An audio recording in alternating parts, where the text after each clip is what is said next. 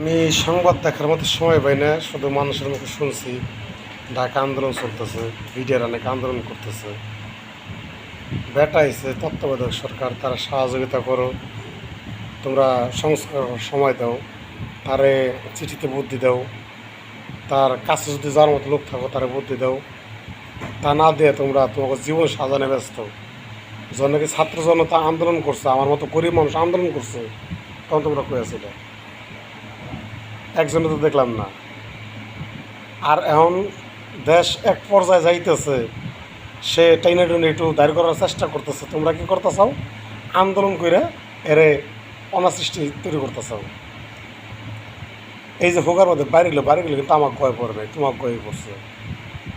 তোমরা যে দেশ চাকরি ফেরত পালে আন্দোলন করলা, জন্যকে তোমরা চাকরি ছুতো হয়েছাও, জন্যকে অঘটন ঘটছে, তখন আন্দোলন করতে পারো নাই নাকি? মাল্লাঙ্গ অস্ত্র নিয়ে খারায় আসাল, মাল্লাঙ্গের অস্ত্রের মুখে ভয় পাইছো। আর তখন যদি ভয় পাওয়া তো ভয় আরও বেশি পাওয়া উচিত। সেই সরকারের নামে তো একটা জিডিও করবার সাহস পাওয়া নাই। এখন আছে আন্দোলন করবার লাগে, এখন আছে আন্দোলন করবার লাগে। হ্যাঁ, হারে বাইরে কামলাপুরেতে যে বলে ফ্যামিলি চালাইতে চাও, আজ যদি তোমার একটা অঘটন ঘটে, একটা বড় ধরনের দুর্ঘটনা ঘটে, তোমার চিকিৎসা করো তোমার ফ্যামিলি, না তারা খাইবো করবো চলবো? যাকে যাচ্ছে বেঁচে কিন্তু তোমার চিকিৎসা করানো লাগবো, সরকার দিলে 1-2 লাখ টাকা দেবো। সরকার সহযোগিতা কইরে সরকার নির্বাচন দেওয়ার বলার না, সরকার ক্ষমতা আসক্ত তখন মামলা করো, মামলা করে আইনি লড়ো, আইনের মাধ্যমে যাও। আন্দোলন কোনো সমাধান না, তোমাকে আন্দোলন কোনো সমাধানই নেই। এই দেশে জীবন দিছে কেরা? কোনো সরকারি চাকরিজীবীর পোলা জীবন দিছে? তোমরা যে আন্দোলন করছো, তোমরা তো ভয়ে ঘরের মধ্যে গোটায় আসলা, এখন বেরিয়েছো, তখন বেরোতে পারো নাই? তখন কই আসিলা? জীবনে ভয় আসিল? হ্যাঁ ভাই, যাই বলি ঠান্ডা মাথায় আইনি লড়েন।